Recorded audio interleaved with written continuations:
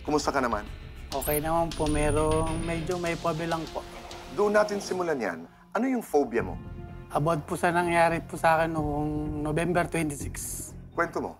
Yung anak ko po may sakit po siya, cerebral palsy. Pag yung nanay ko po umuwi po ng probinsya, so wala pong mag-aalaga.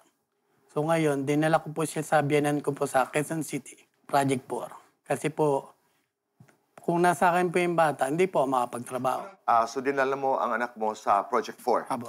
Kung saan tumira kayong mag-asawa ng halos 12 taon. Yes. Ihinatid mo ang iyong anak pagkatapos. Kasi may mga kaibigan po ako ron, niyaya po akong mag-inom. Napasyat po ako. Anong nangyari? Lumabas lang po, bumili po ako ng pulutan. May nakita naman isang kumpare ko po, nagkamusta lang po kami. So ngayon pagkamusta namin, may isang lalaking lumabas. Pagka nasampan niya ng motor, nagilidan niya po ako. Saan ka tinamaan? Dito po sa banda rin. Okay. Sabi ko, tandaan lang. Pagtayo niya, nadulas lang po siya. Kasi yung semento po talaga totally madulas. Nasa tapat kayo ng tindahan kung saan ka bibili? Basketball court po Okay. na ginagawa pa lang po. Okay. Pag-adjust niya, medyo na ano po, sabi ko, ay, pre, ano po, bigla na lang po siya nagamon. Paggamon niya, nadulas. Sabi ko, pre, inom na lang tayo. So tumayo siya para suntukin ka? Hindi naman, parang umaambal lang naman po siya. Umaambal lang siya? Nagamon lang po siya. Exactly anong sinabi niya? Parang, ganito na lang, suntuhan na lang. Hindi mo naman siya minura nung ikay naman nagiliran? Po. Hindi naman po. Siyempre, hindi ko na rin po alam yung mga pangyari. Nakita ko, nagwawala-wala na lang po siya dyan. Ang dami na pong lumabas. Ayaw niya po magpaawat eh. Paano? Pinagtripan niyo eh. Ang daming hinahamon po eh. Yung kapatid po ng Gilbert na yan, tropa ko po talaga yan. Anong pangalan niya? Christian po. Okay. Bumalik po ako sa inuman, pre. Tara, punta tayo ron. Medyo may nagkaagulo. Sinong sinabihan Yung mo? kapatid po ng Gilbert. Yun po yung kainuman ko talaga. So, bumalik ka doon. Mga usap-usapan na lang. Si Gilbert, ginanon ako. Sabi ko, oh, pre, bakit? Bitawan mo ko. Parang nilalak na po akong gano'n. Pagkabitaw niya, totally, hindi ko na umuwi na po ako sa bahay kasi medyo hindi naman kasi ako kasi sa akin. nakainom na po ako. Gusto ko na rin po matulog. So ngayon, hindi pa ako napauwi kasi niyaya po ako nung pinsan po ng dati kong asawa. So, gusto mo umuwi dahil gusto mo na magpahinga, dahil lasing ka na, pero nakasalubong mo yung pinsan ng asawa mo. Hindi ko po siya nadaanan ko po sila. Nadaanan mo, niyaya ka na naman makipag-inuman. So, nag-inuman kayo. Uminom po ako, syumat po ako. Pagka-shot ko po, parang napaganon po, natulog na po ako. Doon mismo sa inuman. Opo, pagka-shot ko po, na ako. Biglang may naramdaman na lang po, parang inangat po yung ganito ko. Tapos pa, may tumusok po sa ganito ko. So ngayon, parang narinig ko na lang po sila, nagkaagulo. Pero lasing na lasing ka na, di ba? Dahil halos wala ka nang maramdaman. Wala na po eh. Parang gusto mo nang matulog, Pero tama? narinig ko po, may nagkaagulo po. Pag gising ko na lang umaga, nandun na ako po sa binig ko. So, ano ang koneksyon ng trauma dito sa kwento mo? Yung may sinabi silang about sa lalaki po eh. Sinungaling, Brad. Kapatid ng magnanakaw yan. Nakasaksak na rin daw po. Oo, ikaw nga din. Ang habol ka rin, di ba? Ayun. Parang dun po ako napobya. Nanghabol Tapos ka rin ng kinakausap saksak, po di ng ba? binan ko. Kaya parehas lang tayo. Gumising ka dyan. Bakit po? Punta kang barangay. Bakit wala naman po ako ginawa? Hindi, ikaw ang magkakaso. Sabi ko, ha? Ganun ba ako? Sabi ko, parang pinagdugtong-dugtong ko na lang yung mga pangyayari. Okay, pero itong lahat ng ito ay na-realize mo kinaumagahan Opo. na nasabi sa'yo na may kaso si Gilbert, Opo. na tinutukan ka ng Kutsilyo daw po. kutsilyo nung ikay lasing na lasing. So, doon yung trauma. Opo. Kaya ang gusto mong mangyari ay Pumunta na po ako sa barangay, hindi po siya pumupunta. hindi ka sinisipot. Oo, sabi, Ilang beses na? 2 beses po. At ang reklamo mo ay, Tito, may anak po ako eh. Eh, nang inaano ko seguridad lang. pero Anthony, ito'y nasagap lamang namin. Totoo ba na meron ka ring kaso? Meron ka ring tinutukan? Naglabas ka rin ng... Totoo ba yan? Hindi po. Gusto mo ba magkaayos kayo? Ano ba ang gusto mo? Kasi ako, naawa rin po talaga ako. Kay Gilbert, kasi pamilyado rin naman po siya. Okay. Ang sa akin lang talaga, seguridad ko lang po talaga ang inaalala. Ayoko na rin po talaga ng gulo eh. Anthony, maraming salamat. Aba, thank you po.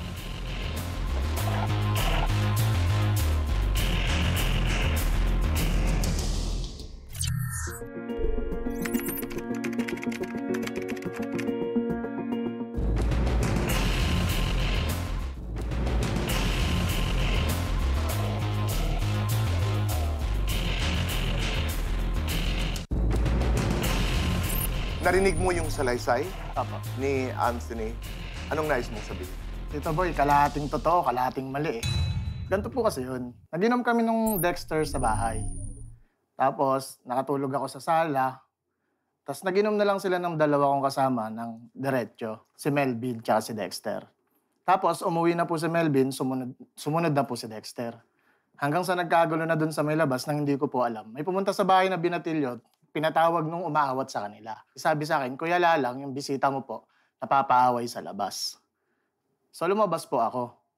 Kasi po, ang sinisigaw ng Anthony, sige ilabas mo kung sino yung pinagmamalaki mong kumpare mo. Sumakto ako nung pagdating ko na sinisigaw niya yun. Aso narinig mo yun? Yes po, kaya yung kalahati na sinabi kong mali, yung sinabi niya kanina na ginanong ko siya, paano ko siya gaganunin? Eh yung tanod nakaharang sa akin, ako yung inaawat.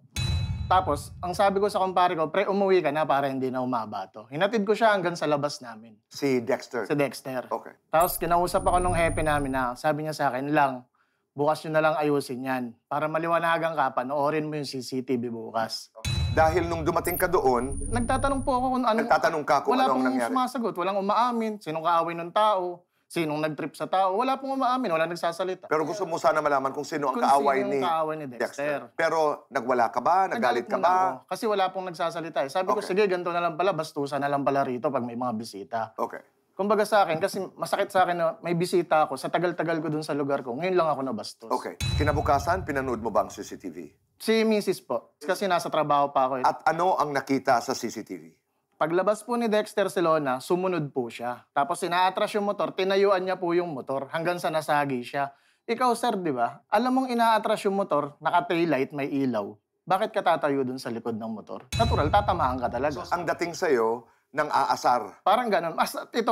Tito Boy, di okay na kami dun sa, nag-usap na kami ni Hepe. Ngayon, umuwi na ako, pumasok na ako ng loob. Yung umaawat sa kanila, kumpare ko.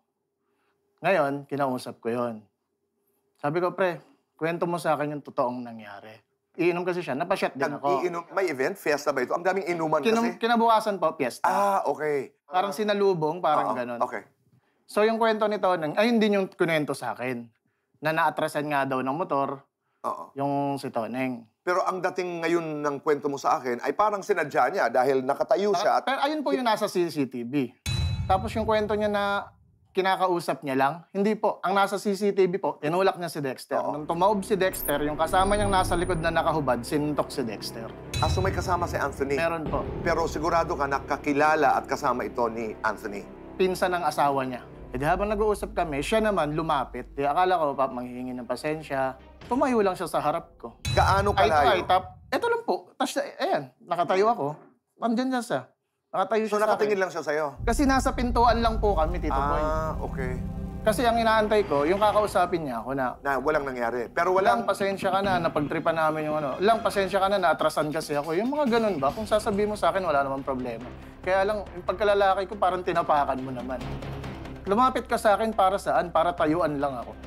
Parang dun po ako nag-trigger, dun ako nagalit. Ayun, nangyari po yung pananakal ko sa kanya, tsaka yung, hindi ko po itatanggi yun. Doon nangyari yon. Umuwi po muna ako. Nung paghatak ng ano niya, nung Biyanan. biyanan niya, pumunta yun doon sa sinasabi niyang inuman. Umuwi ako. Kumuha po ako ng kutsilyo. Totoo naman po yun. Tapos binalikan ko siya. Pero yung sinasabi niyang tulog po, malabo po. Ang kwento niya, di ba, parang wala na siya halos malay, lasing na siya, tinutukan mo siya. May lasing bang nakakahawak pa, Tito Boy? Anong Lang, wag naman. sabi niya? Totoo po yun, sinakal ko siya. Wala naman po ako intensyon na gawin talaga yun eh. Kasi ang bala ko sa kinabukasan, mag-uusap kami sa barangay. Kaya lang nabastusan kasi ako, Tito Boy, nung haharap ka pa sa akin, wala ka naman palang sasabihin. Okay, so tinutukan mo siya. Totoo po yun. Oh, totoo yun. Tapos, naawat kayo. naawat din po kami. Doon na po nagtapos. Ang sinasabi kasi ni Anthony, na-trauma daw siya dahil naghahatid siya ng sustento sa kanyang isang anak na naroon sa kanyang biyanan at hindi siya makapunta doon dahil ang pakiramdam niya hindi siya safe dahil nga sa nangyari. At sinabi daw sa kanya na merong karaw, History na history. Narinig mo Wala yun, naman di po ba? problema po. Aaminin ko din po yun. Meron. Meron naman po, pero parehas lang po kami. Anong ibig sabihin? May tinutukan ka in the past, pero meron ding tinutukan si Anthony. Opo. Ang gusto naman daw niya, makapag-usap lang. Ilang beses yung sinasabi niya. Hindi ilang ka raw beses. sumisipot doon sa barangay. Hindi nga po ipapaliwanag ko eh. Tito Boy, ano ba nangyari? November 26. Kinabukasan, pinapunta kami ng barangay. Ngayon, pag uwi ko po, nasa barangay po kami. Ayaw po siyang kausapin dahil lasing na lasing. Tapos 28, umaga, siya naman pumunta ng barangay. Eh kasi pang umaga po ako eh. Hindi, pumasok ang trabaho. Pag uwi ko po, bumalik uli ako ng barangay. Hindi na kami nag-aabot. Pero hindi dahil sa ayaw mong Hindi po. harapin Gusto siya ko sa pong barangay. matapos yung issue namin. Oo. Sa barangay pa lang, kausap ko asawa niya. Hinanap ko siya para matapos na po yung issue namin. Yun naman Sabi pala. sa akin ng asawa niya, hindi umuwi eh. Ako yung maasa na sana magkaintindihan at sana magkarinigan, ika nga, kayong dalawa ni Anthony. Pero kung sakaling hihingi ako ng tawad, humingi rin siya ng tawad para sa bisita ko. Naririnig kita. Okay lang sana sa akin kung yung bisita ko may atraso sa'yo. Palalampasin ko yun, pagbibigyan kita. Pero wala naman palang ginagawa yung tao sa inyo. Bakit mo i-insist na naatrasan ka? Pagpapatuloy natin ang ating pag-uusap kasama si Kuya Alan at Ate Pia. Apa. At sa iyong tiwala sa amin dito sa CIA, maraming salamat. Salamat.